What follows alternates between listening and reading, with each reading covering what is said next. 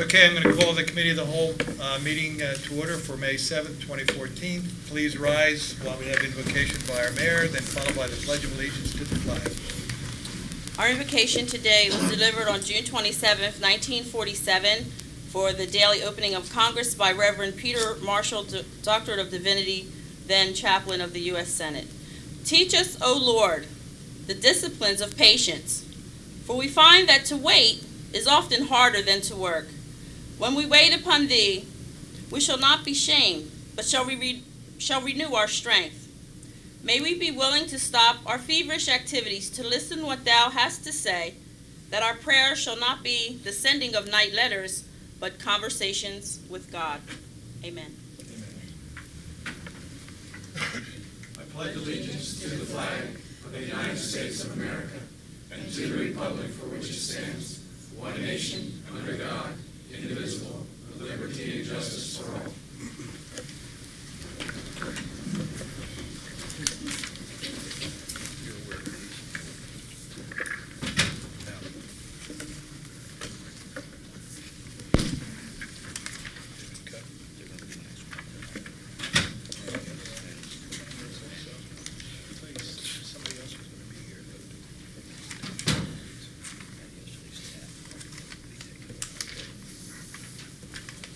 Just for a little housekeeping here, item number 6, the presentation of our audit will be next month. And also number 8, the presentation by Nathaniel Guest will also be next month. Infrastructure, Vice President, or Councilor Cole. The minutes are in your... Any questions? Anything you want to highlight? No. Okay. Public Safety, Vice President Gary. We'll be meeting Monday for the meeting. Okay. Economic Development and Business Liaison. Hey, do you have anything, Erica? No, but Manatoni Green will be opening June 13th. So just to make that announcement, we're going to be having a ribbon cutting on June 12th, preceding that. So looking forward to getting that going. Practice and get my handicap down. Just one thing to add to that. I got an email blurb from Steve Bamford, the paid economic director. Haggerty Steel is breaking ground, and they're hoping to have completion by, I guess, mid-September. So they're located up on Circle of Progress, and they're doing their brand new building up there, and we wish them the best. Transportation, Councilor Culp. There was no meeting. Ricketts Community Center, there are minutes at your desk. Anything you would want to highlight? Nothing specific. Okay. Pottstown School Board, Mr. Williams is going to have 2 reports. The first one is about the school board, and then he's going to do a follow-up on the powwow that occurred this past Saturday. Thank you. First of all, now I'm good for notes. Sorry.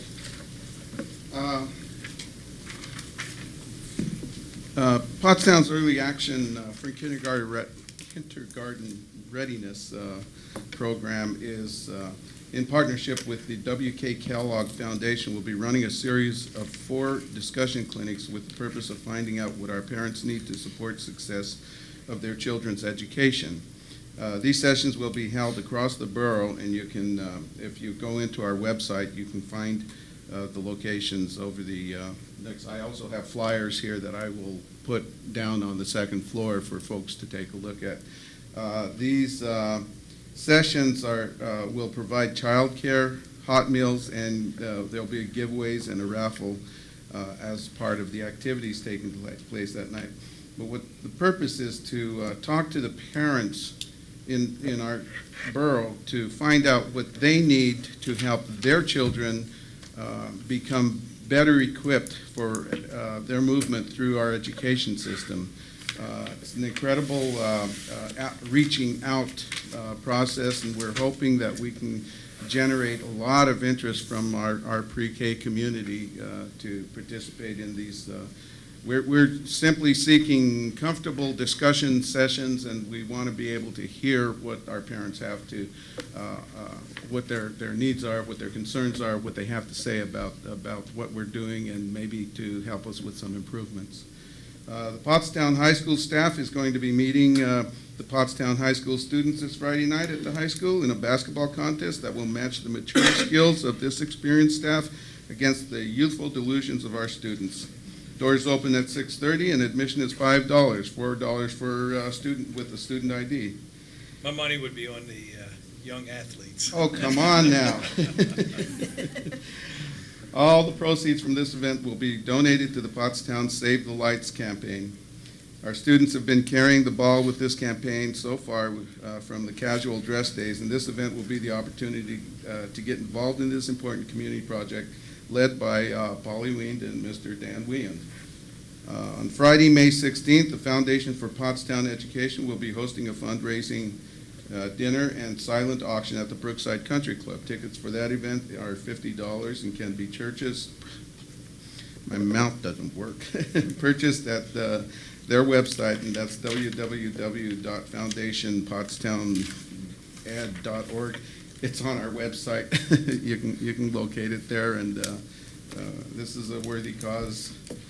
And then on Saturday, May 17th, from 1 to 3 o'clock, all of our schools will have tables set up at the high school displaying memorabilia and historical artifacts from their particular institutions.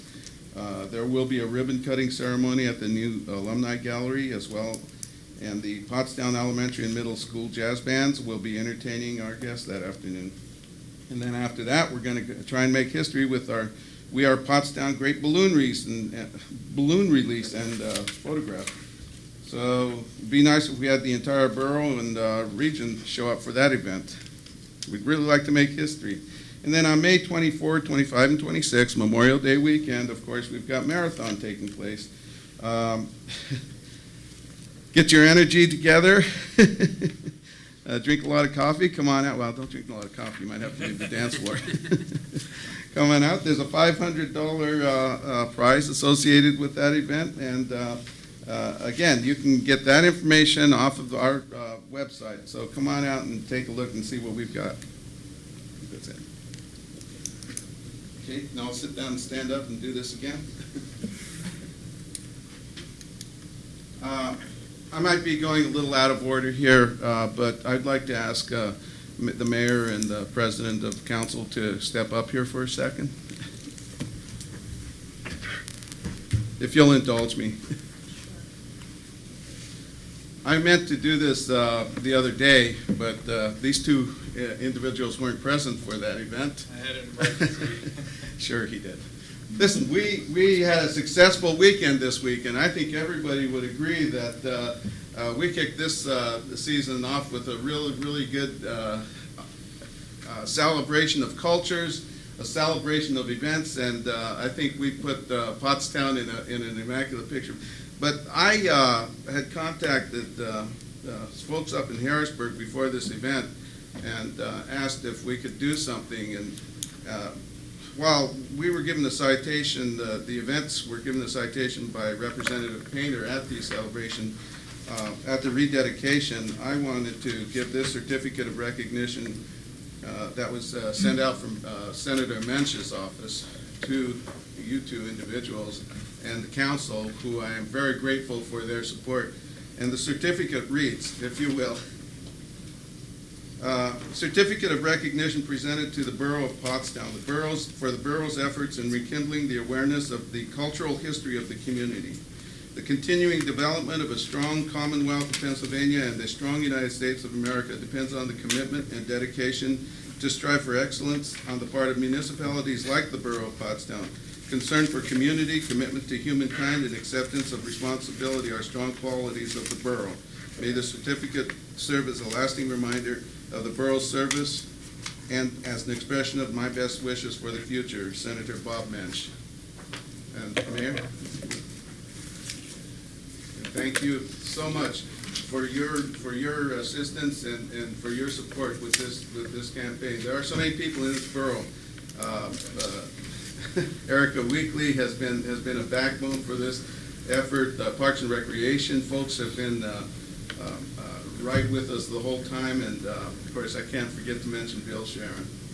So thank you very much. Yep, thank you.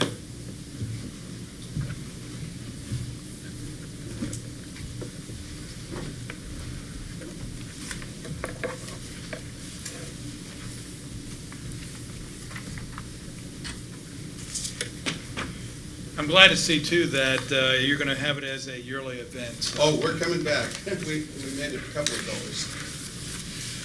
And that's in the foundation right now, so we have a start for next year. Okay. Now we have the presentation of the Officer of the Year. Chief.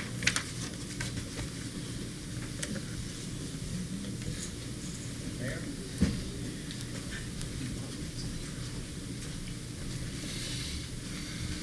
And Captain.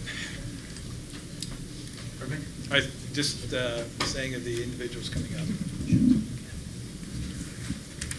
I'd like to introduce Officer Michael Breslin.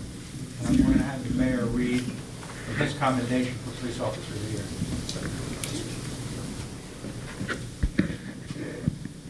This is a commendation for Officer Michael Breslin.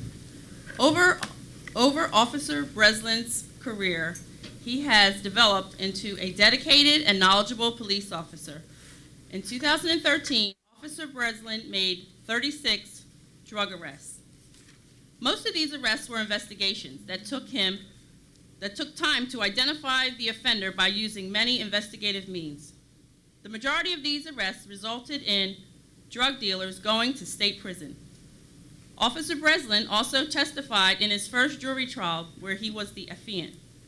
This jury trial resulted in a guilty verdict and sent a local drug dealer to state prison. Although Officer Breslin's position required him to investigate drug violations, he did not neglect his other responsibilities. Officer Breslin continued to be proficient in all areas of police work, influencing traffic enforcement and quality of life issues, including abandoned vehicles. Officer Breslin is dedicated, determined, hardworking, and has an attitude of, what can I do for the police department, not what can the police department do for me. Officer Breslin's positive attitude and willingness to work make him an easy person to supervise and a pleasure to work with. He possesses all of the qualities we look for in a good police officer. The actions and commitment of Officer Breslin bring honor to himself, the Pottstown Police Department, and the community in which he serves. Thank you for your service.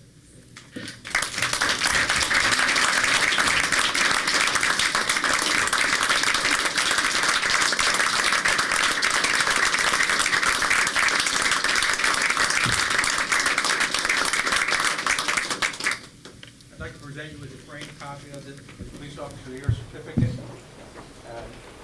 Just set it here for right now. Everybody, please take the opportunity to look at the plaque. Since 2000, we've started memorializing Police Officers of the Year so that we have a running history of who achieved the award and what year they wanted it. As you can see, for 2013, your name's now on the board, and will be memorialized forever. And of course, finally, the infamous statue that we give out, and this one's yours to put on your fireplace or wherever. And you did a lot of hard work.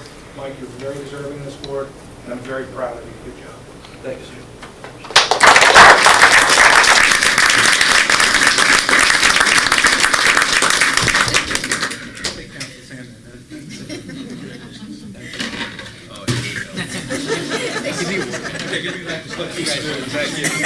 She's really happy.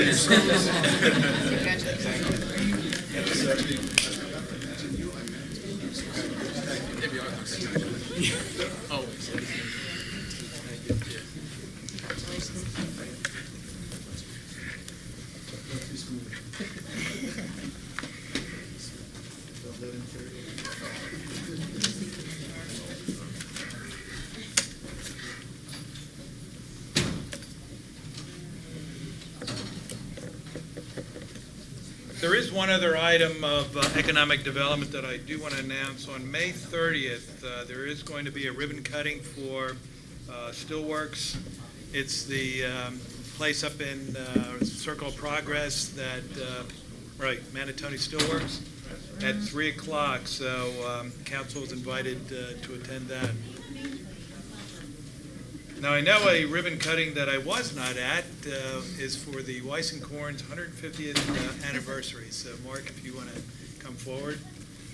And I have to admit that I look this dapper every Wednesday and Monday because I'm wearing Weiss and Korn clothing and have been for all my life. So that's there's nowhere else to go to get men's clothes here.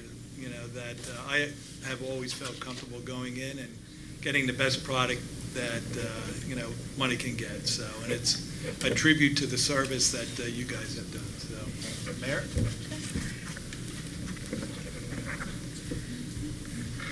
I guess Greg is at the Ambucks or the Rotary, yeah.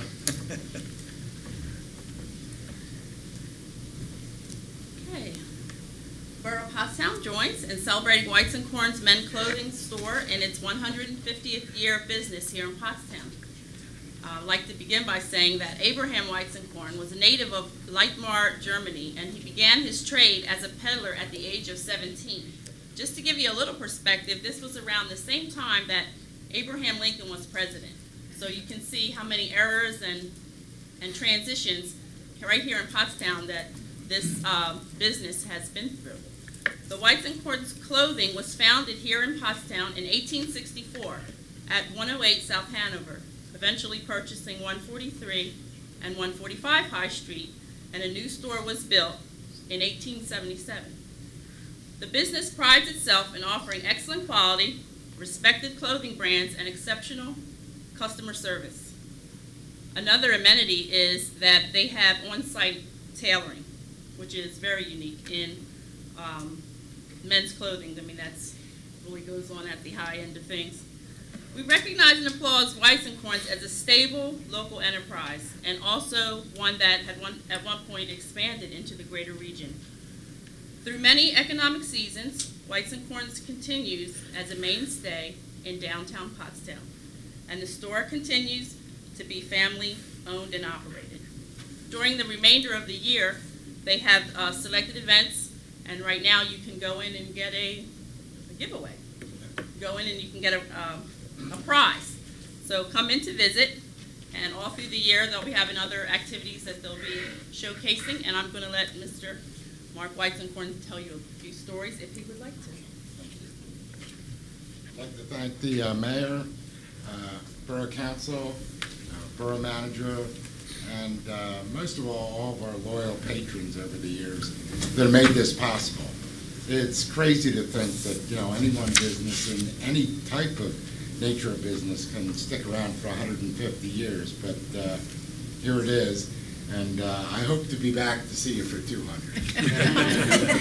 I'm here to see you too. When I was growing up, there were 8 men's stores in downtown Pottstown. Besides stores in Roarsford and Phoenixville, Collegeville, Reading, and now there's almost nothing. Even in the city of Allentown, there's not a privately owned men's store. So we're very proud of this. We've done some different things over the years to continue and weather many storms. Right now, we've been working on, with my nephew, the 5th generation in our business, internet sales. And that's been coming along very well. But yeah, we're just proud to be part of Pottstown and just want to thank everybody for supporting us for all these years. Thank you.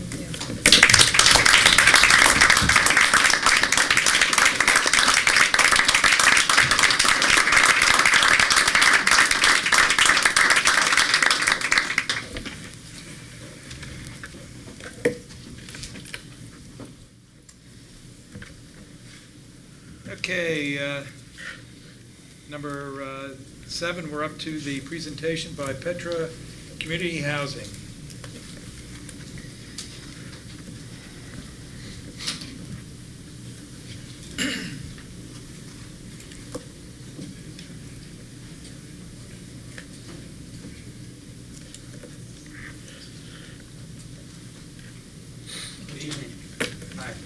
My name is is Steve Cambick. I'm Executive Director of Petra Community Housing.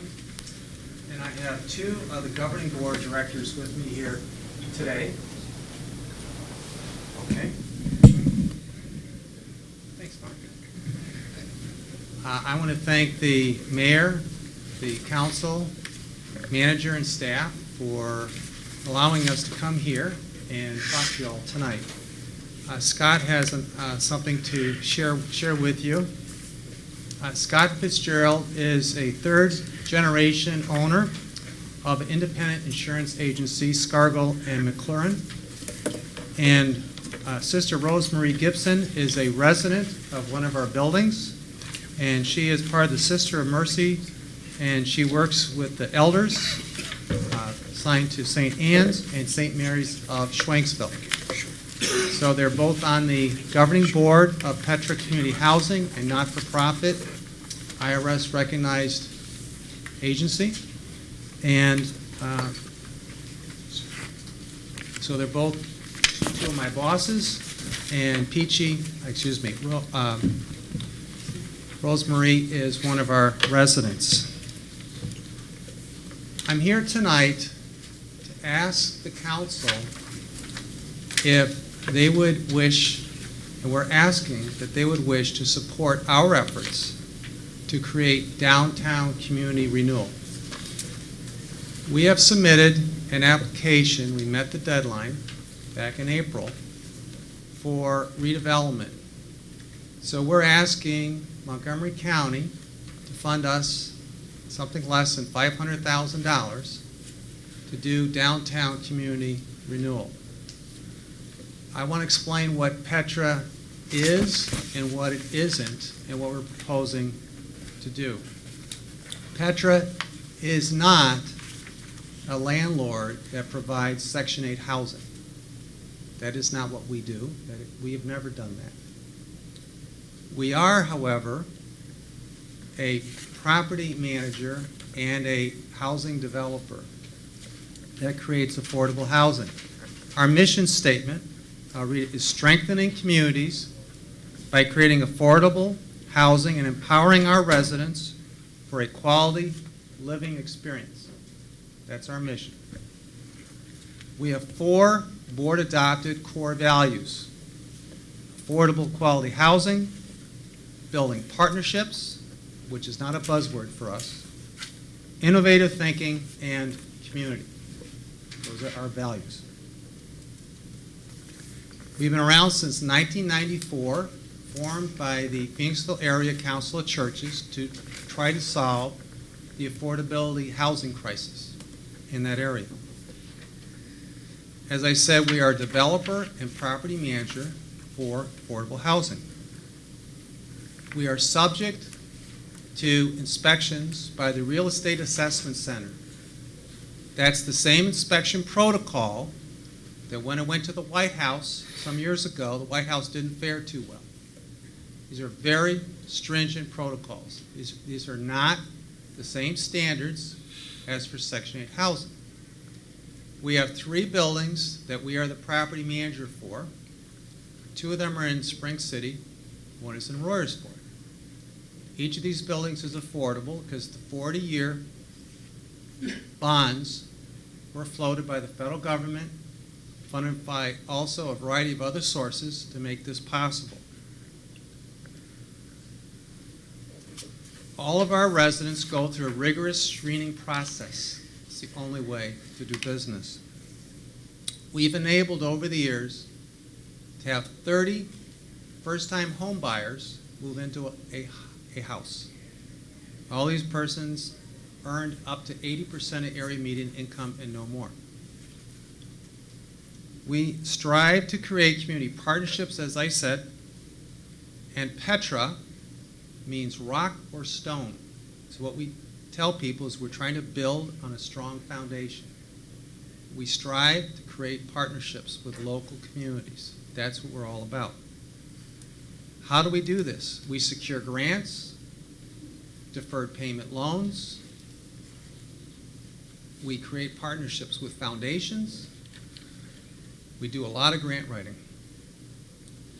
The newsletter that you see is our latest newsletter that we publish for our residents. We put a copy online. You can see we are more than a landlord. Our residents, many of them, have physical disabilities. One of our buildings is only for persons with disabilities. The other two buildings are for elderly only. It's difficult for them to get around. We did the fundraising. We've ordered a bus. This is a handicap accessible bus. It can seat 14 people. It's a brand new bus. Our residents needed an activity center.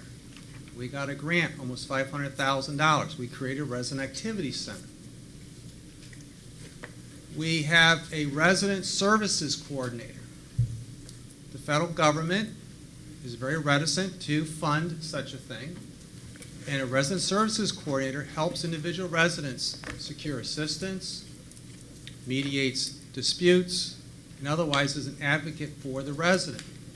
That's not a grant.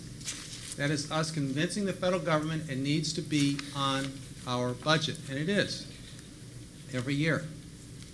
And what it does is enables individuals to live in dignity in their housing instead of having to go to a nursing home or skilled nursing. It allows them a higher quality life years longer. So what are we proposing to do? We met once with the staff, and they said that the next step would be to come here. So again, thank you for allowing us the opportunity to talk to you tonight. We have signed a purchase agreement to purchase 227 East High Street. It's a 3-story building. We were negotiating for 228 High Street, and the individual decided they did not wish to sell. Both of those buildings, however, have been on the market for approximately 2 years. Vacant. Our idea is to create downtown development with the borough. By that I mean the first floor has to be commercial.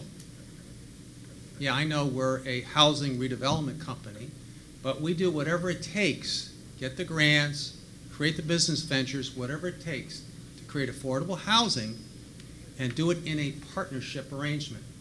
That means we don't want a use in that commercial space unless that's a use that you want. We want to work with you.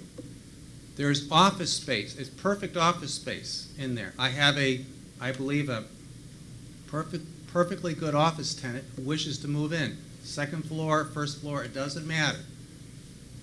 I don't wish to just move that business in there. I wish to move it in there if that's what we all think is the right thing to do.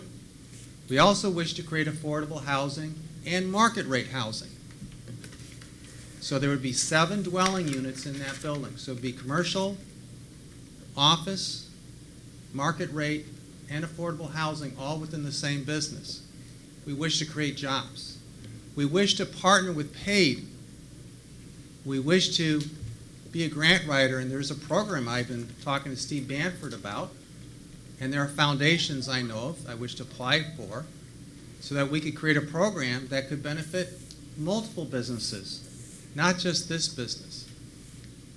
We have not heretofore come to you.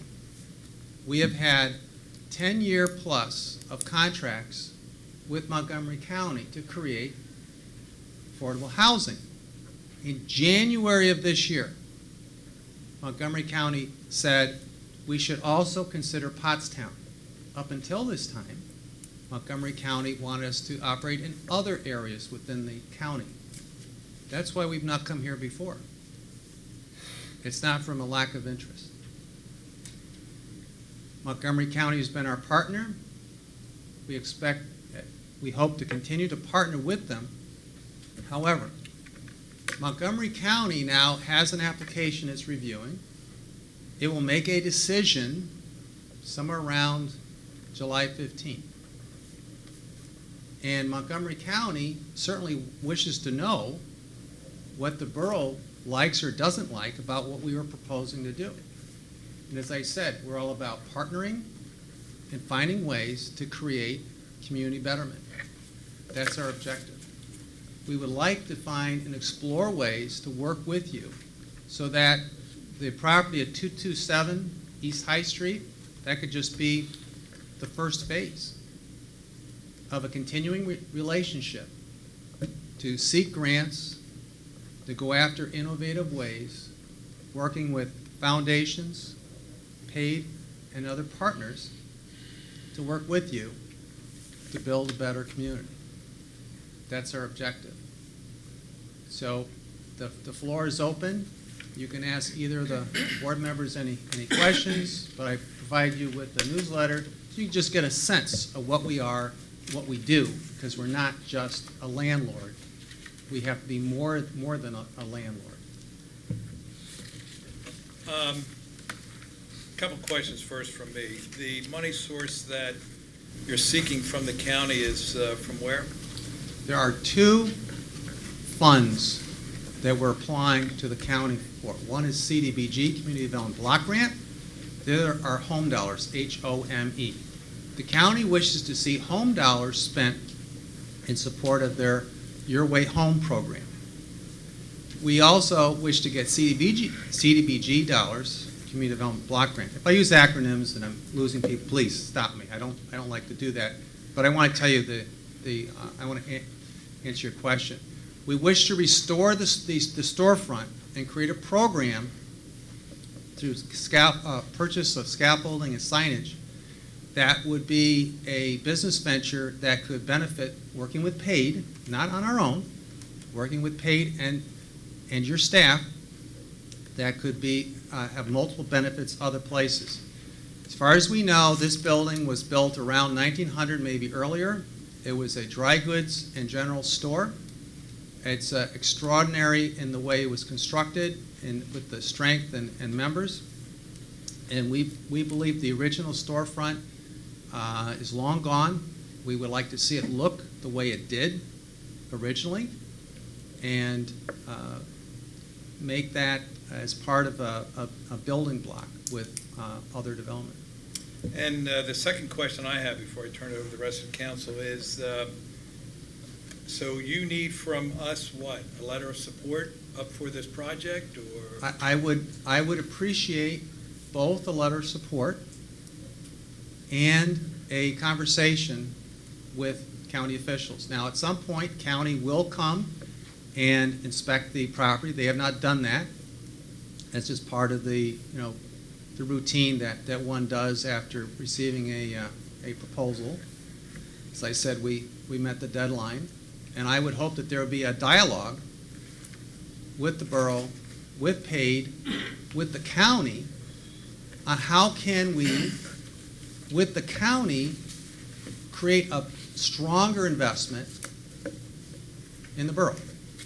And with this letter of support, if it's listed for Monday and it is agreed upon, then if the project moves forward, if council turns it down, what happens? I would rather not pursue a project unless we were in a partnership. Okay. That's what our board has always said. Now, even if it's a use by right, and I believe everything we're proposing is a use by right according to zoning. I mean, I'm a grant writer. If I'm applying for a grant and the funder does their homework, they're going to say, well, what does the local municipality say about your project? I want to be able to give them a good answer to that question.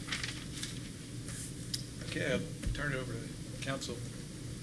Anything on this side over here? Questions? Besides the commercial space on the first floor, the rest of it, is it going to be an adult living facility, or is it going to be? No, it's not. We have only built and managed independent living. These are individual apartments, 1 and 2 bedroom apartments. As I said, market rate and affordable. And when I say affordable, there's different levels of affordability. I have to indicate what percent of area median income that the family has and so forth. So I've created a sliding scale so it'll be affordable for different. But if we do this right, you walk in the building, you're not going to, because it would be separate entrance, you don't even know if there's housing or not in that building. It's a commercial. You walk in, it's a commercial building. Even if you went upstairs, which is where the housing is, and the office is in that mezzanine level above the first floor, you wouldn't know one apartment from the other, what their income is or not, because it's the same landlord, the same standards, the same screening method, etc. So we expect to see market rate and affordable housing within the same building, independent living. Everyone has to respect the lease, do what they're supposed to do. There's no reason for us to operate any differently than we already have. When you say you want to manage the building, what does that entail? Does that We own it. Maintenance? Yeah. The building? Yes. We have maintenance staff. We've been in this business quite a while. So we have our own maintenance staff. We develop our own property. I'm the executive director for 4 different 501c3 not-for-profit corporations.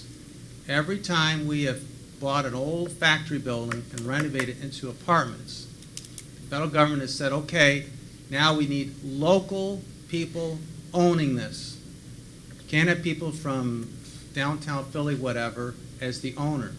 So a local board of directors is formed, and they need staff. I'm their staff. And then I, in turn, hire my staff to do the property management. So it would be the same format. We would create probably a limited liability corporation. We'd have a local board. We would need who should be on that board. We always ask the municipality, do they have desire to have appointments on the board, so forth. Is this a not-for-profit endeavor, or is this? We are incorporated through the as indicated by the IRS and as registered with the state of Pennsylvania as not-for-profit. However, no bank is going to loan us any money unless there's money at the end. So every venture that we do has to have some retained earnings, or however the accountant wishes to refer to it. Every property, every business entity, as I said, I'm the director for 4 separate business entities. Each has to stand on its own 2 feet. So I guess there is taxes involved for the borough. Absolutely. There's property taxes, wish to create jobs. I mean, it's a totally vacant building. It's been vacant. So we have to totally renovate up to all today's standards, all today's codes. And as I said, we've been subject to the Real Estate Assessment Center, which is a very high standard of performance. Thank you very much. So the affordable part of it is whoever the tenant ends up being, their rent is determined by their income. I cannot have rents over X amount of dollars. So it depends on what their personal gross income is, and then I have to adjust. The federal government has said 30% of your gross is affordable. Charging more than 30% is not. So in this case, it would be HOME, Home Federal. That's a program. There's a long acronym to go with that. So that program regulates the rent threshold. The name of the game when you're in the grant writing is find what the funder's requirements are. Like in this project, there would be 5 different funding sources. So I have to make sure that I'm always in harmony with all 5. Whatever's the more strictest, that's the one that applies. And then the market rate, that's whatever the market will bear. Whatever we think, yes, correct. And are applicants limited for the market rate? Can anybody come in and rent? Yeah. I read you our mission statement. Mm-hmm. It's affordable housing. In this case, the business venture, the first floor is definitely a business venture because I don't know what the best use of that space is today. I don't know. But the whole project, everything within the project, again, it's stands on its own merits. So there has to be enough revenue generated within the building to support all the rents within the building. The market rate unit can't be set too high, otherwise that'll never be rented. And the others, I have to extract enough. So I have to build it energy efficient. Otherwise, I'm not going to be able to afford the utilities, and so forth. And how do you market to fill the apartments? Montgomery County has said for the units that would be furnished with the home dollars, they are willing to provide referrals to me. So I said, okay, I'll make that as a preference only. In other words, if they don't have anyone to refer to me, then it's the next one. Now, our units, our buildings, typically takes 2 to 3 years to get into our buildings. It's always been that way because that's how long the waiting list is. We don't do any extraordinary marketing. We do what's legally required by law and nothing more, because that's how long the wait is to get into our buildings. I don't think a week goes by someone doesn't call me, how do I, sign up? I say, the best advice I can give you is get on the waiting list now, because you're going to have to wait a while. The longer you procrastinate, the longer it's going to take. All right. Thank you. Okay, you mentioned that you're doing a partnership with Montgomery County. Which departments are involved? Department of Housing and Community Development, which is Kathy Pfeiffer's shop. I know Kathy. And, if there's the Industrial Redevelopment Authority, I mentioned PAID. I've been talking to Steve Bamford. We don't use the word partnership as just something just to throw around. Okay. And you said you haven't been steered to Pottstown in the past. Montgomery County preferred your efforts be directed somewhere else. Montgomery County. Where was that? That's such a great question.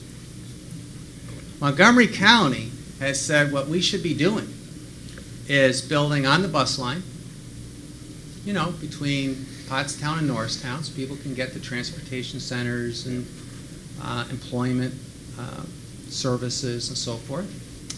And that would be just great. I mean, we've been to Track, we've been to Collegeville, we've been, you name it. Well, what do you think it's zoned all the way up and down that road? It's zoned commercial. What do we find in that strip? If we find anything of any magnitude, it's a shopping plaza. So here we are trying to create affordable housing. Who are we competing with? Large-scale developers maximizing the profit return in an area that's zoned commercial. The municipality, they have no interest in what we're doing. They want their front door, that transportation spine, to be commercial. I don't blame them. I understand. I mean, that's how they're trying to develop their town. So realistically, how do we make go? So most of our developments have been either take an old factory building in Spring City and Royersford, or buy existing house, renovate it, sell to a first-time home buyer, or build from the ground up like we did in Phoenixville. That's been most of what we've done. So they've either been these 3 large-scale developments or these small little houses. Like right now, we own a single-family house in Schwenksville. We're converting it to 2 units of housing, rental housing that we will own. I'm going to create a limited liability corp for that. We shall continue to be the not just developer, but the property manager, and they're going to have to adhere to the same rules that Peachy has to. I'm sorry, that's her nickname. Y'all don't know that. Rose, yeah. Sorry. I let the cat out of the bag. I tried not to. I love my nickname. The same rules, because it's independent living in all of our places. So we will own that and hold on to that. We're not this isn't turnkey. We just hurry up and renovate it and sell it to whomever who's going to do whatever with it. We're in it for the long haul. So we went before the zoning hearing, or whoever we had to talk to. I know the mayor and so forth. They're obviously happy that we're there. Otherwise, we wouldn't be there. If I understood you correctly, we're not marketing to voucher housing. We are not, never have been, do not have any intention to be a Section 8 landlord. When we get funds, we get, like Schwenksville, perfect example. Okay. We have enough financing in place that there not only is there, it would be probably impractical to get a Section 8 voucher if we tried to, because their waiting list is so long, but we have no interest in pursuing that. So we already have about 6 families who want to move in. At least 2 of them are disabled. Because what we did is we got a $15,000 grant from the Phoenixville Community Health Foundation to renovate the first floor for handicapped. So there's off-street parking space we wish to create, because we have to create, level up the ground and so forth, because creating housing for disabled is a big thing for us. So the building at 227 has an old elevator. Well, we're going to make that elevator work, because helping persons with disabilities is very important to us. You also mentioned that there are preferred tenants that are referred to you. Yes. And I don't know what to ask. Who are the preferred, or what are the demographics? The county has created a program called Your Way Home. Okay. And the county has created 3 service centers around Montgomery County. The county is trying to create an activity to address homelessness within the county. That's what it's trying to do. So the county has said they have 2 things going for them. They have an infrastructure of administration, housing locators, job development people, yada, yada, so that if someone becomes, in the typical homeless in Montgomery County, according to their numbers, is a family. It's not an individual. I would have thought the other, but they've said it's a family. They're looking for placement in what they call a rapid rehousing arrangement. Rapid rehousing means, picture a family, they have a wage earner, they're doing okay, but they lose their job. Now, unfortunately, we're in that economy now. We've been in that economy. Many in my church have lost their jobs in the last so many years. That's just how it is. If typically that family has the opportunity to go into permanent housing, not a transitional housing, that doesn't work. The federal government has decided that does not work economically. Permanent housing, within a year, typically, they move out, they have a new job, because remember, they had skills. They just needed a chance to find that next job, and they go to wherever they're going to. So not every landlord is willing to create that housing and realize that you may be dealing with that kind of personal turnover. Because most landlords, they don't want to go through all that. But we have, as I said, we create these partnerships, and they have said they will take care of all the administration of the family support, including if they basically have nothing. The county has said that the foundation that's providing the backbone behind this, not government money, is going to pay the difference between what I need to charge to keep the place operating. It's a business. It's got a bottom line, just like any business, and what's necessary until they get on their feet. That's what the county has pledged. So I put that in the proposal. I'm relying on the county to do all those things that you say. And the county has just started this program this year, so I have no experience to tell you how well it can or does or doesn't work, because it's brand new. One last, has the county ever directed or pointed you east of Norristown?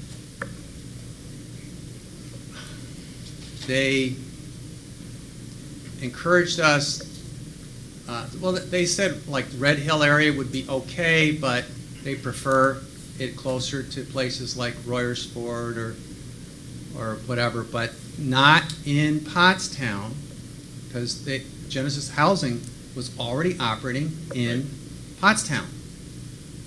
So it's like, as I said, we don't try to make waves. If the county says we really don't want you operating there, it's like, okay. Sure. However, I live in Pottstown, as you know, and I really care about my hometown. And if I can do anything to be part of an effort to improve my hometown, I want to do that. And thankfully, my board of directors believes the same. Thank you. Just real quick before I move over here, the property is 228 or 227? 227. Okay. We first looked at 228. Then that individual who actually counter-offered us decided to stop negotiation. That would be the Ellis Mill building, the 228, and the 227 is Van Buskert's. 227 is Van Buskert's. It's a five-story Victorian, Right. is 228. I've got, Even numbers are on the south. So it is the Ellis Mills building. Ellis Mills building. I have a copy of the property listing if you want it. It's in my record. Okay. I know. I'm guessing it's Ellis Mills because the dry goods, mills. Okay, over here. You have already purchased the building? I have signed a purchase agreement. I have provided $5,000 that's on deposit with the Kelly Agency. It allows me to do my due diligence until July 15th. If I decide I want to continue to have that property available to me for the terms that I have already negotiated, I have to pay an extra $3,000 to allow me to continue until November to purchase. I was just wondering if, just because now, does that, if you say something happens and it's this, we decide no, do you lose that money, or is this just, is this a down payment you put on here? All the monies go towards the purchase price. My understanding is the due diligence period is if I find a reason in my discretion that I wish not to proceed, then I can get the deposit back. Okay. If, however, it goes beyond that period, then that money is totally at risk. Okay. And I'd rather find a way to partner with the borough. Okay, I was just wondering if you had already purchased the building or if it was just under No, agreement. we've not purchased the building. This is a big decision on the board, to go into a business venture, to wish to partner with the borough, and on the belief that, you know what, together, we can figure this out, and this can be the start of a continuing effort to see some real change. I just personally believe that much more on the part of others, including the county, should be done, and the borough is deserving of that support. Thank you. Mr. Wien already touched on one of my questions. But, I guess, have you decided how many? I'm not completely familiar with the floor plan of the building. How many units would you? Seven dwelling units, an office space, commercial space, and there's storage in the basement.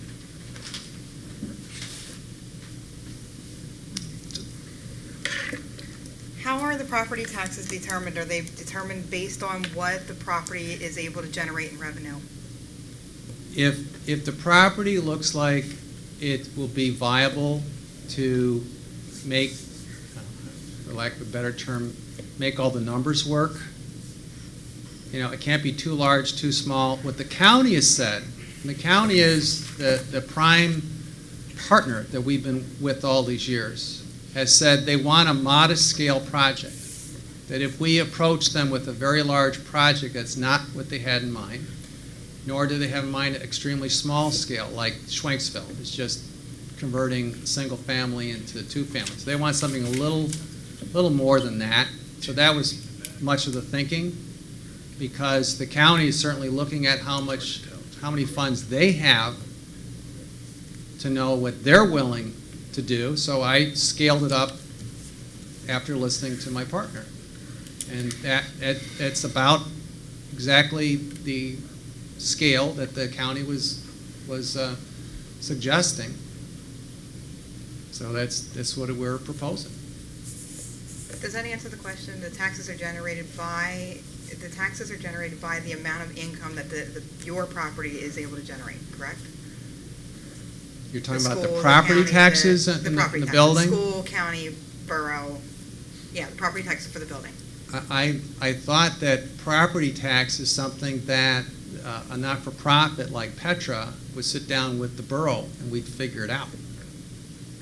I don't have a preset, oh, it needs to be X. I mean, that's not how partners communicate. So it wouldn't be market rate? It would, if market rate, and I don't know how market rate is set, if market rate makes the project work, okay, then it's market rate. I don't know, when you say market rate, I don't know what that number is. That would be the same assessment as Okay. if you were a for-profit. Right. And I don't know until I know what that number is compared to what the rents and the cost to maintain, if the project, remember, each project has to work on its own merits. I mean, if I agreed to whatever it is, let's say private financing, rates and terms that are going to sink the project, shame on me. So if market rate supports the project, great. I'd rather pay the market rate than a payment in lieu of tax agreement. That's my personal preference.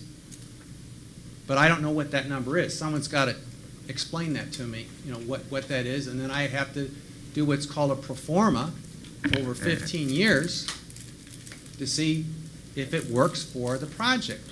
And then I would sit down with whomever I'm supposed to talk to, and we share all the numbers. Would you have to get some kind of guarantee from the county as well with this Your Way Home program, which looks like a way to counteract homelessness for families, also in that financial agreement? Because what I'm hearing, I guess, is there's a consideration that you don't want to be a tax exempt, but you don't want to I absolutely, you're right. have the I full bill. You don't want the full bill, Right. but you don't want. No. I have no interest in being tax exempt. Okay. No interest. Write that down. I don't know how much the project can afford to pay, property taxes. I mean, depends how much it's insulated, what utilities are going to cost. I mean, all I have are concept drawings now. There's a lot of work that has to be done that is not going to be done unless I know we have a partnership to go forward. Okay. Once I know that, then I'll start to really do all my, what they call due diligence, get the engineer hasn't even started. I'll pay, there's a lot of pre-development expense I would pay to look into this, to find exactly if my current cost estimates are, you know, in the ballpark, et cetera, to see exactly. Now, I do have an operating budget. I have estimates for rents, for taxes, everything now. But that's a long process. If it can be market, great. Make it market. When we've developed property in the past, I said there are 3 buildings. Each time the building was constructed, the local municipality wanted a different arrangement. So all 3 of these buildings, there's no like set, this is the way, and I wasn't even here when that was done. It's different. Every project is, you know, in and of itself has to stand on its own merits. But this is for payment of taxes, property taxes. How much? You have to help me to understand, you know, what you mean by market rate, and I have to plug that into the numbers. Well, Cheryl, to answer your question, just like any other project, you would, assuming you went ahead and bought the building, and then you invested and upgraded the building into the units and the commercial space, you would be reassessed by the county assessor. Absolutely. They'd come out, they determine the size of the building, what your investment was, and come up with an assessed value. That's how it'd be determined. Can't tell you what the formula is, but that's the way they would do it. That would be the assessment, which then would determine the taxes. And the sooner I know what that number is, the more, the better. I mean, maybe I need to get more grants to compensate for the taxes I have to pay. It's a balancing act. But you would not necessarily be locked into that because you are a nonprofit, correct? I believe that is, you'd have to ask the solicitor, I believe that's, Well, but, I I mean, I'm going to assume none of us want to see an unsuccessful project.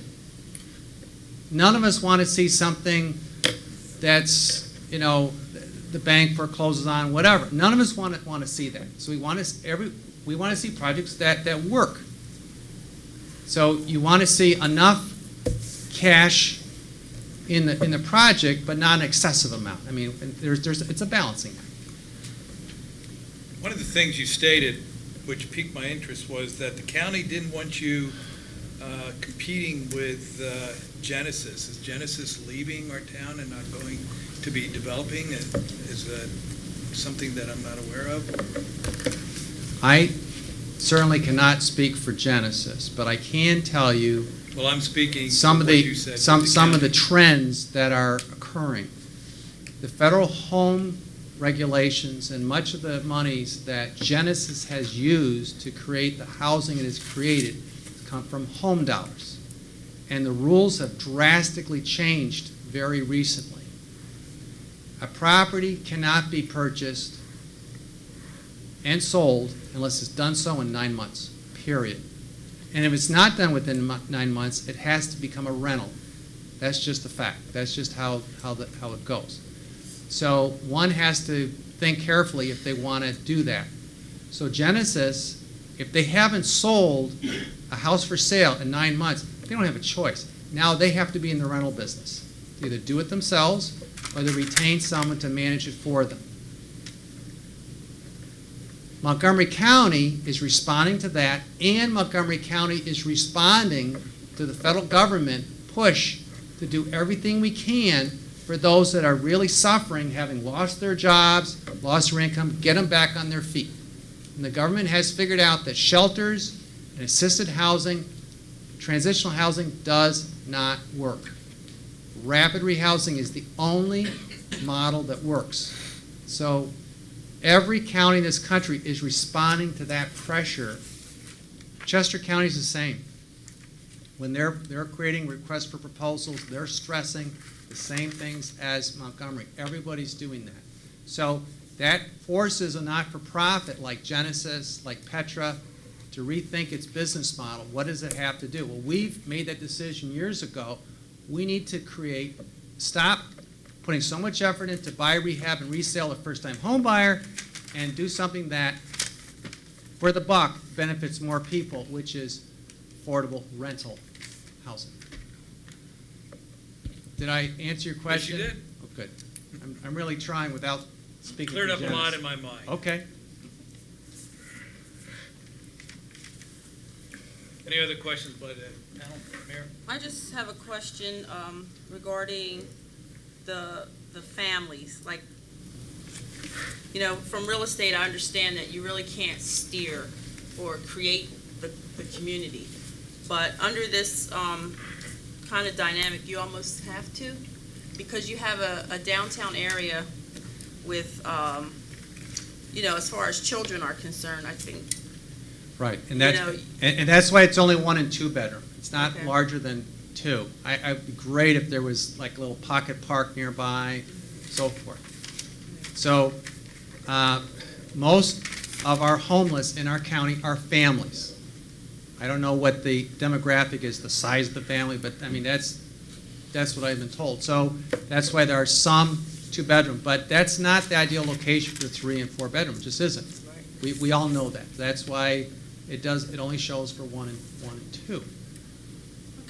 And also, I just wanted to say also that I was looking at a statistic recently about this whole trend of homelessness, and I think for a single person, it's like $58 a day for them to live in their own independent living space versus $162 a day to be in a homeless shelter or somewhere to that effect, and then transitional being somewhere in between. So it is more economic, but then there's the whole social piece, which is also a consideration. Well, that is correct. And there was a question asked of me, Mayor, you might have said it, having to do with the property tax, and can I depend on the county to do what it says? Oh, absolutely. I put that in my proposal, and I'd rather the county also signed off on that same property other agreements as a co-partner, yeah, I want everybody to live up to their, I mean, if they made this promise, I want this thing to be successful, or I don't want to do it. So, yeah, they should be able to show, you know, what they've said that they can do. They should be able to agree to that in writing. This is my last question. Are you putting a brand-new elevator in? Because I know there's other buildings that have old elevators, and they have lots of problems with them. So since you're putting in residential housing, you know. All I can tell you, so we went through the building, we traced the wires, we pulled the switch, then I pressed the button, nothing happened. I don't know if that elevator works, so my engineer said the best thing for me to do is have an elevator company. I have Pincus working for me now, because I have buildings with elevators, have them look at it, give me assessments, and if they say, you know, because they have to give me a long-term service agreement or I don't do business with them. I mean, boilers, I mean, I have long-term service agreements for everything. So if they say rip it out and start new, then I rip it out and I start new. Whatever makes the most sense. All I can tell you is that there is an elevator in the building. It's a 3-story from the basement to the 2nd floor. That's all I know. I have one more question. I may have missed it. You may have addressed it. As far as the families going in, like you said, they're like in a transition. Once the family, say, their income becomes better, must they relocate and then you can bring another family in, or are they able to stay? You know, that's interesting. They're allowed to stay. The rules apply to when you are admitted. Right. So I have 139 units of affordable housing today. And I'll pick on Rosemary. If all of a sudden, rich uncle, I don't know. Yeah. Yes? Yeah. Okay, great. Rich uncle all of a sudden passes away and she's got all this guaranteed stream of income. I am required under federal rule to adjust her rent. 30% of adjusted gross, I have to charge her. So I may charge her starting market rate, but I do not evict her. She benefited by more income. Why should she suffer for that? Oh, I didn't know if because of that, right. That way another they get to family stay. Another family has the opportunity. Right. It's a family before. What the government believes is that at some point the market forces are going to take over, and the tenant's going to say, "Why should I keep paying this much when I can move out and get a better deal when they don't do this this 30% formula?" So they leave. And we occasionally that's happened. We had 2 individuals. They got married. Now their income was combined. They're like, "Why are you charging me a higher rent?" Actually, it isn't higher. It's 30% of you and 30% of you. So I don't evict. They decide on their own. Of the 7 units, how many are going to be market rate? Right now, if the pro forma I've done works, it'll be 6 affordable and 1 market. The market, there are 2 ideal, because of the window and the arrangements, there's 2 ideal for market rate, 1 for certain. So it depends on how the numbers shake out. And if I'm open to suggestions. I'm expecting that the county is going to then look to see more about the program, and should it be a little bit of different arrangement, and they may want to shave off some of the money that they'd be expected to kick in, and can I get more money from another source? I'm expecting the county to have a back and forth with me. 6 affordable and 1 market. That's kind of flip-flopped from the model where you're putting people that are homeless into community, that they would be actually not the majority, or that those with the affordable cap, and no one could tell, but typically with the dynamic of certain populations, you get more social concerns. And I'm just feeling really, really strongly that your programming for your nonprofit should also tailor some things around who's living in these buildings and expectations, because I do know that the Your Way Home program is locally facilitated through the cluster. So maybe on my end, I think I'm going to go look and see, where they've been placing people and how things have been going, just Mayor, as an overview. You're totally correct. The ideal model is something close to 50-50. What you want, ideally, whatever it is that you build, it's a representation of what's typical within your community. Whatever that ratio is across your community, that's the ideal. Besides the fact that you're not going to know that this one is that income, and you still want a mix. That's the ideal. And if I can get a better mix, that's what I want to do. But I don't know. I don't have a real good handle on what is market demand for market rate apartments at that location today. I don't know. And I'd be glad to work with your staff, my realtor, paid, and explore all that, including what are the best rates. Well, I've already talked to Steve Bamford some about what expectations I can have for that commercial space. And it's all, some of these, there's other people in this room and other places around town that have different expertise I want to lean on. Okay, so for Monday evening, what we will have is your request for a letter of support from this body. It will be listed, and at that time, council will decide by vote, yea or nay.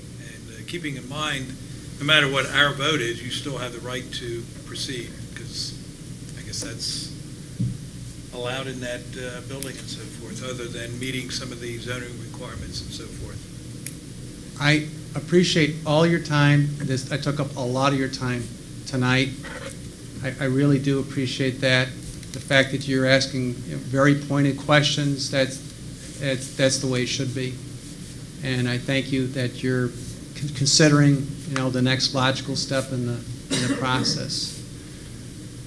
Okay, thank you very much. You are up next, Miss Erica. We are heading into a new state budget year, so with that comes the new budget year for Pottstown Area Rapid Transit and our relationship with PART and PART Inc.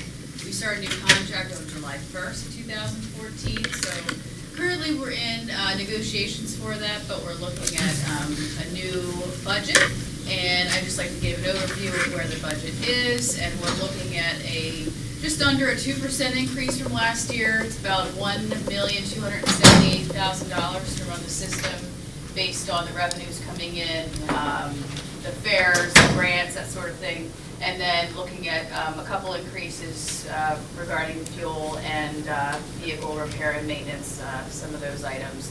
But so we will have that agreement finished next month, and we'll just be continuing providing that service and start fresh on July 1st with your review and approval. So if you have any questions, please let me know on that.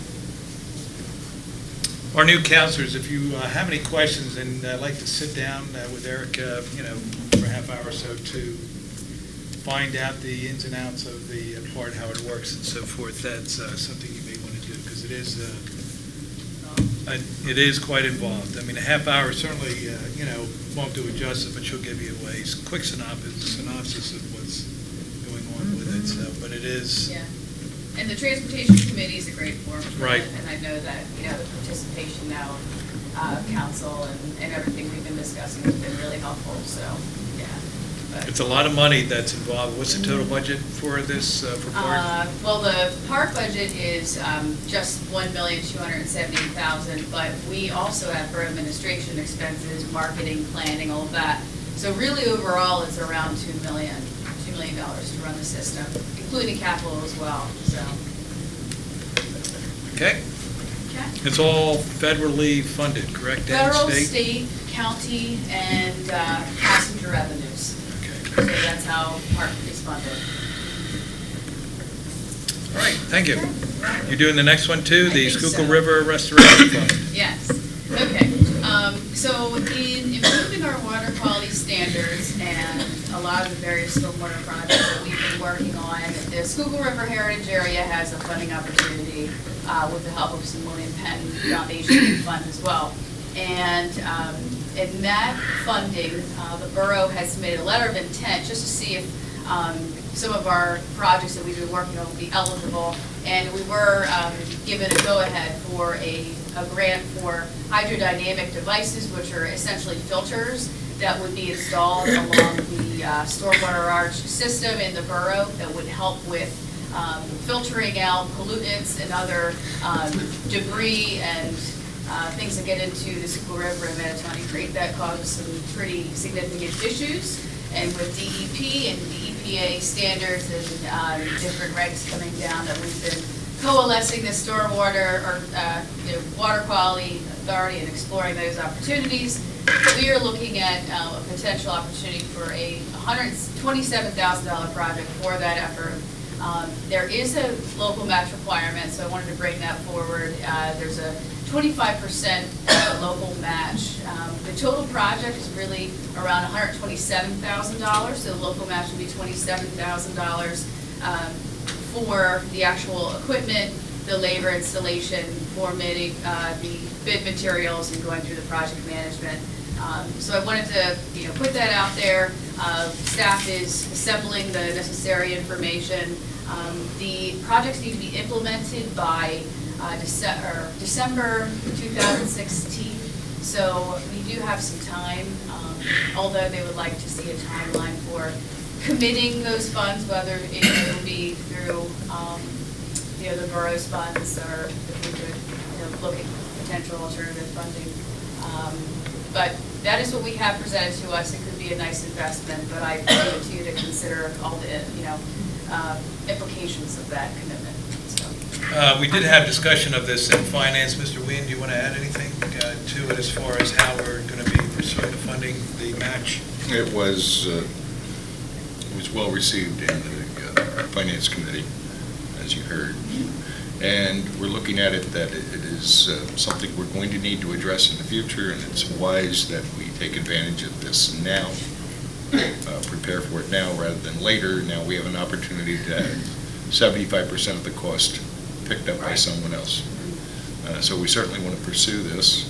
And we also want to find out if we have to make a commitment in this year, or can we prepare and put it in the 2015 budget. So please go forward with this.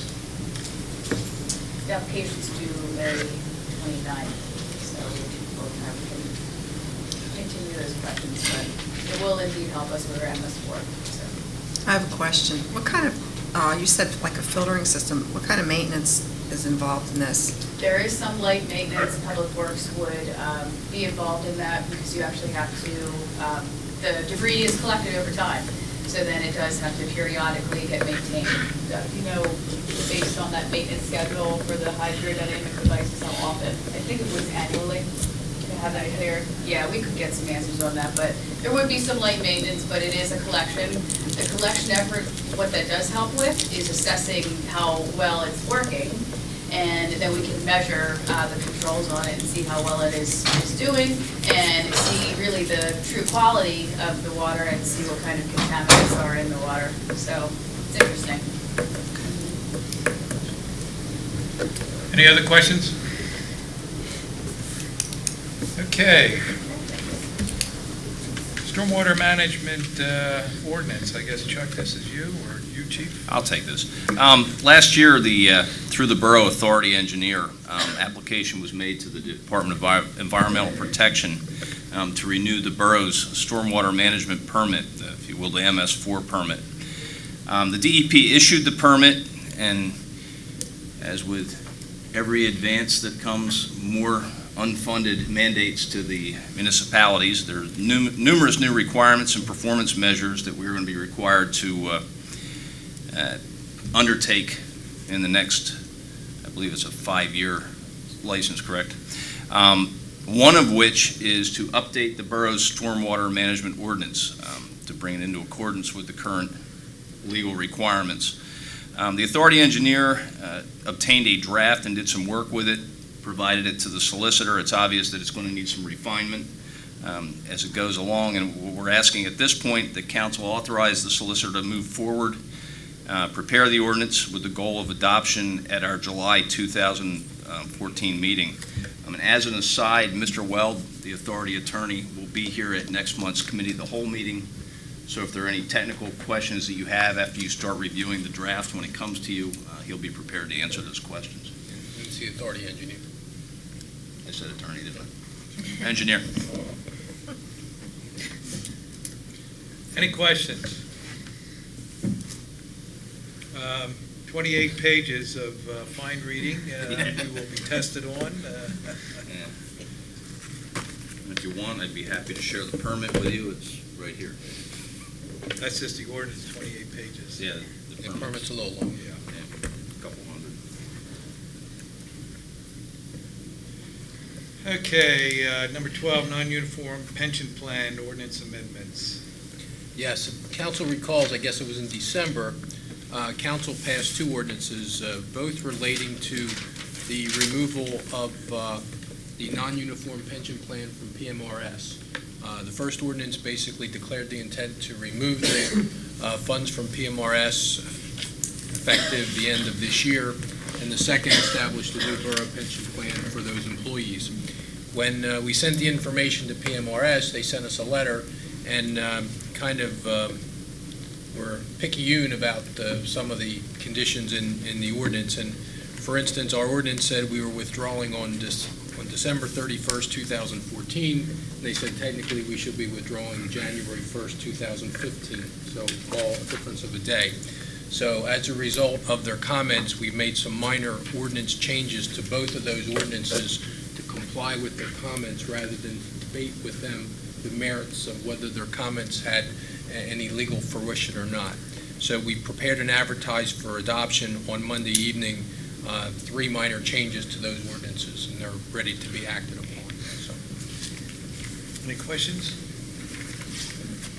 Okay, that will be listed. Number 13, the Radar Coalition. Chief, you going to speak to this one, or? Yeah, I'd like to. For a long time, police have been trying to get the radar in local municipalities. Pottstown would perfectly benefit from this. And the reason being is we currently use VASCAR, a speed timing device, and it needs a minimum of 200 feet to be able to operate.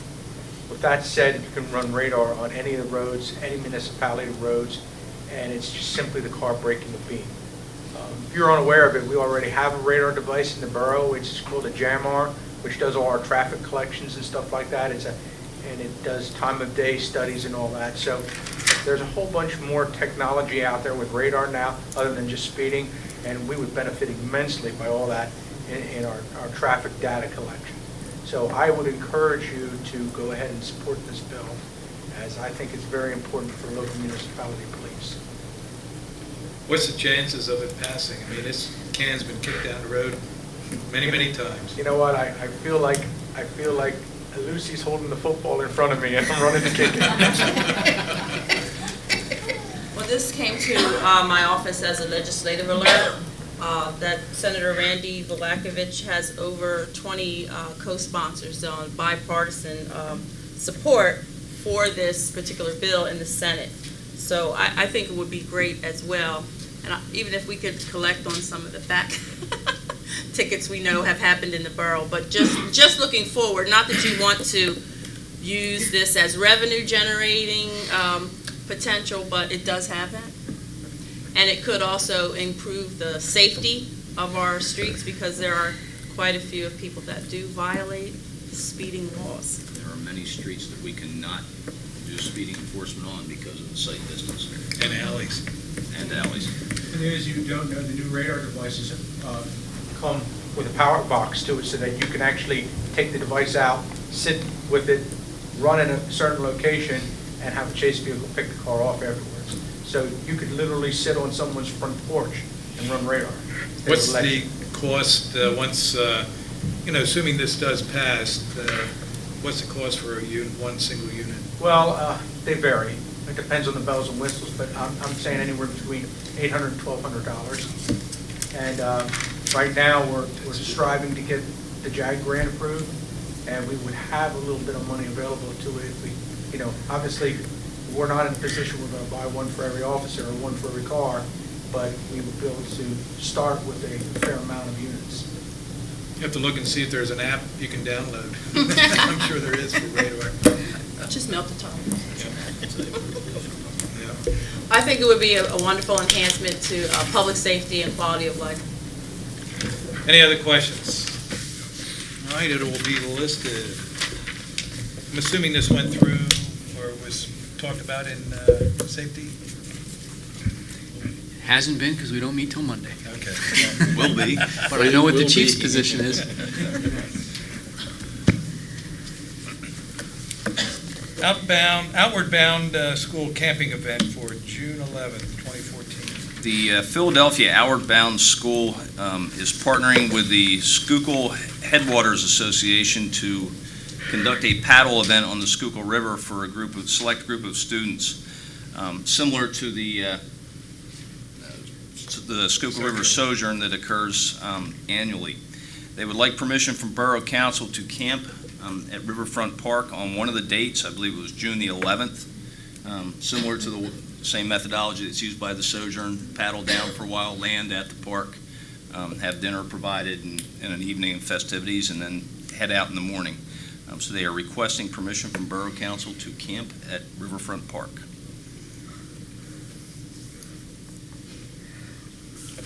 The age group of these students is what?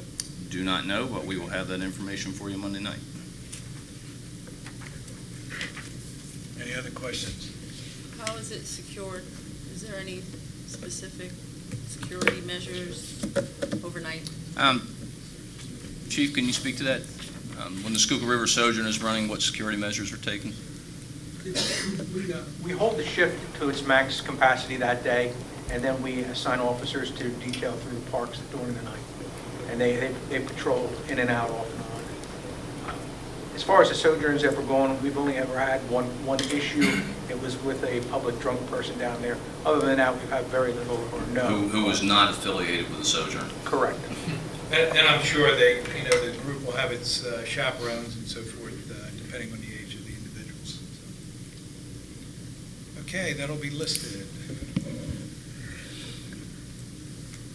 Barb, the following items have been administratively approved. 1011 High Street, 60 North Hanover Street, 990 High Street, 659 King Street. Any questions on any of those? I have a question on the signs for 990 High Street. What's the difference in the signs that are currently there? It's a different name. It's a different name. Oh, that's it? Nothing's changing about the signs? No, other than it's the no name? longer Jack Cassidy's. It's Right. 990 on 990. Phoenix. Club 990.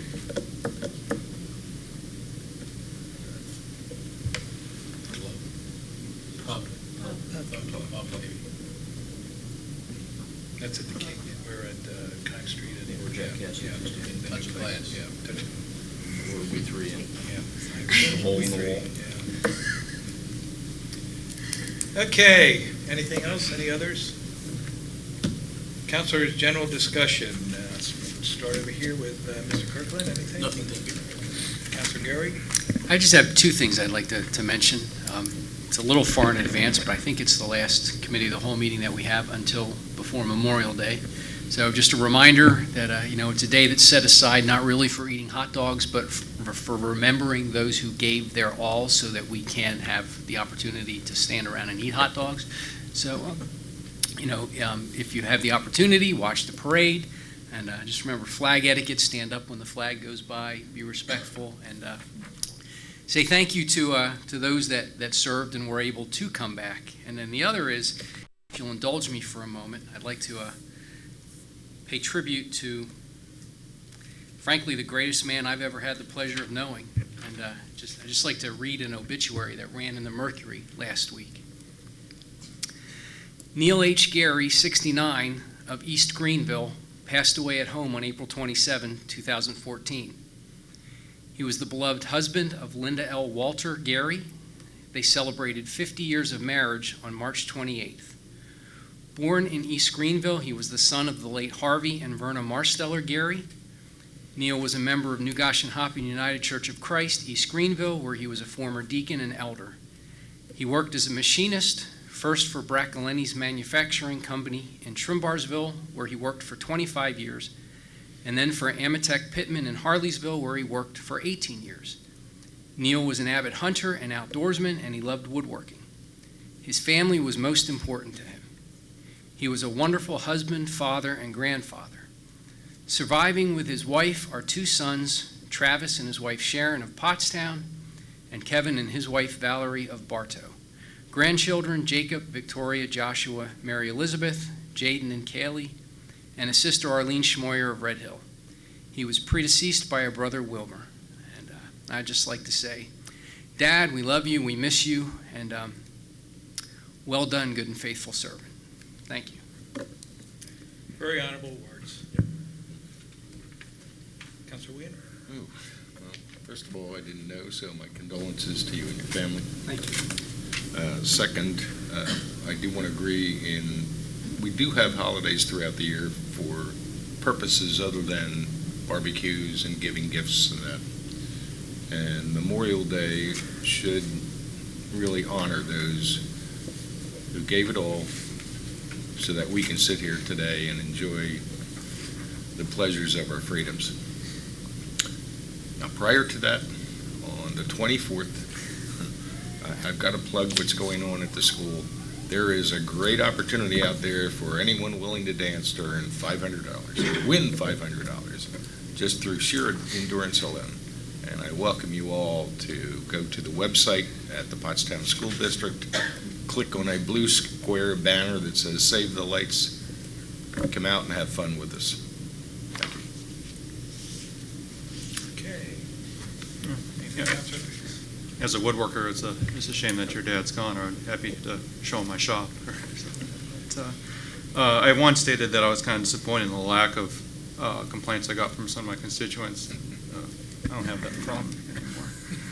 Some unsavory characters kind of moved into my block and causing a lot of disturbance. Meaning neighbors I didn't even know lived by me were stopping by to see what Councilor Fox is going to do about it. So, but through calling the police and telling the people on the block to call the police.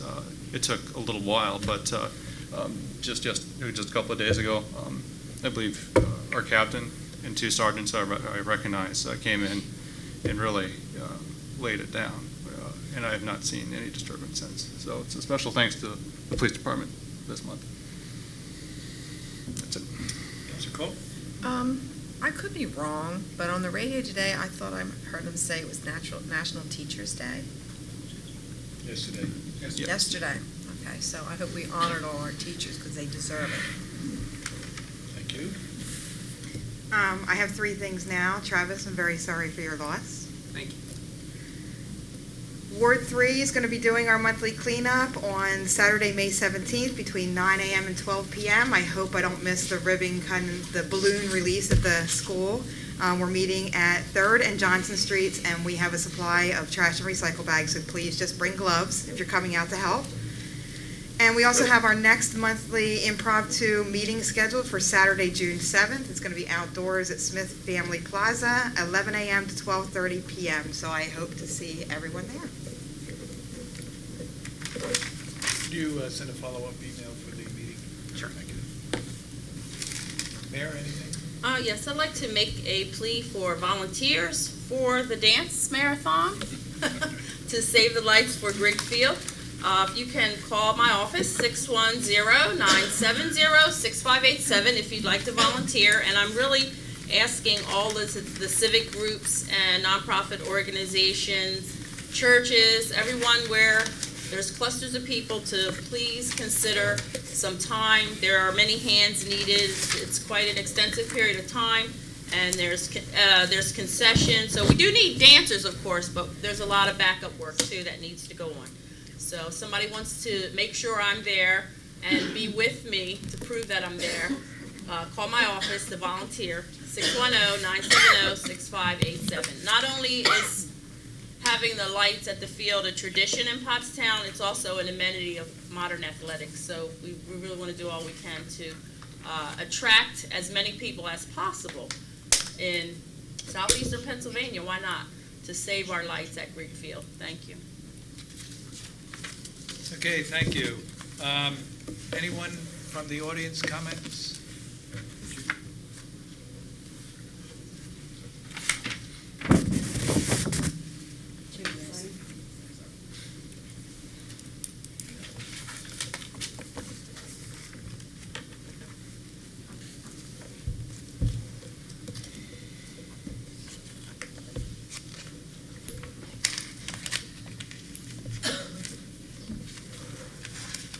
Anyone else? I'll just be really quick. Judy Member from Genesis Housing. Just want to clear up one little thing that came up during the meeting. I hadn't planned to speak at this meeting, but Genesis Housing is not leaving Pottstown. We can plan to continue. There's more than enough work that needs to be done for more than one nonprofit if you like that project. We've worked in town with Habitat, so there could be opportunities for other towns. We have changed a little bit about what we're doing because of the rule change. So we are doing some homeowner rehab. There's some publicity that was in the paper about the new low-interest loan program that we're offering to anywhere in Pottstown, 3% up to $5,000 for 5 years, and for home improvements for homeowners. So we're branching out on those types of things. And then there's another project that we've talked to you about just a little bit over the last few weeks called the Beach Street Factory. So that's the other way that we're branching out to new projects. And we'll continue to do the neighborhood revitalization projects. We have some things coming up in the summer, some things with Mosaic. So we're not going anywhere. I'm glad you cleared up that confusion, which I did not start.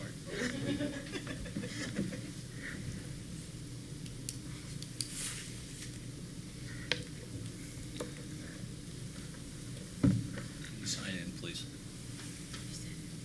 Sign in, You please. sign in, please. Sure. Got it.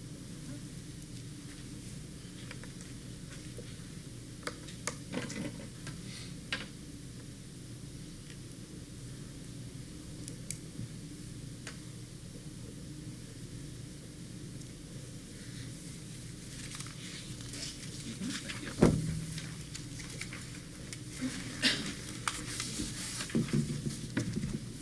Good evening, council members and mayor. I wrote something down. It's a little easier than trying to speak off the cuff. I'd like to express my enthusiasm and support for the proposed reinvention of the former Faceras building into Artists Apartments and the new home of Art Fusion 19464. Renovation of such a prominent building is always desirable, but what makes this effort particularly valuable is the designation of artists as the primary target renter. Across the country, working artists seeking affordable space, accessibility, and diversity are making a tremendous impact on small towns and older towns, such as Pottstown.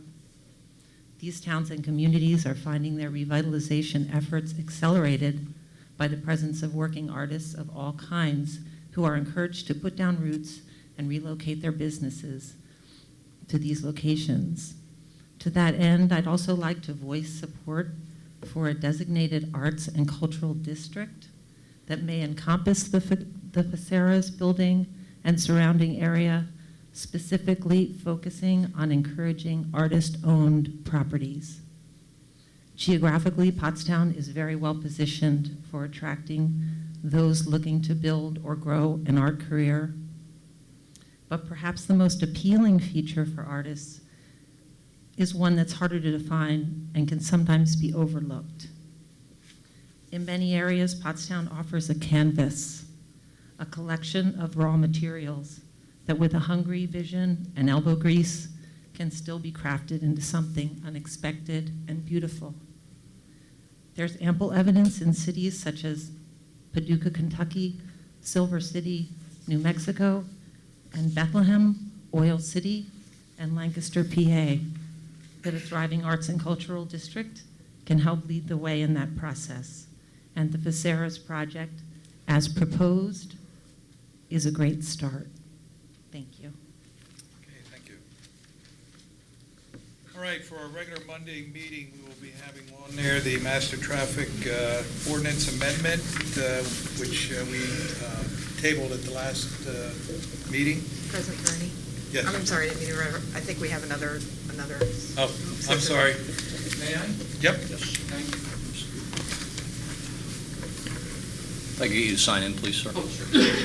While he's signing in, I'll just go over what we're going to be doing on Monday. Then we'll have the public hearing on the comp plan. Our consultant Meredith is going to be here from the county, and she'll be explaining, giving a brief overview on that. We'll have the non-uniform ordinance amendments, and we'll be voting on the housing vision conditional use. And we will be going into executive session to discuss Collective bargaining and judicial deliberations. and we will not be coming back for a vote. Okay. Go ahead, sir. Good evening. Thank you for letting me stand here. I'm standing here without a guitar, so it's a little scary for me. I'm here tonight. My name is Paul Michael Palazic, and I'm standing here tonight in support of the arts and for the project of artist housing that has been proposed in the Viseras old warehouse facility here in Pottstown. See how I got that pacing in there? I have noted in my lifelong career as a professional artist and musician that an influx of artists into communities, some suffering the blows of economic failing, has benefited those communities by providing the spark of freshness and enthusiasm that started a fire of development and progress. You might want to know why that's possible, and I think I have an answer for that. Artists have the ability to see what the average person does not or cannot see. Show an artist a crumpled bunch of iron and an artist sees a sculpture.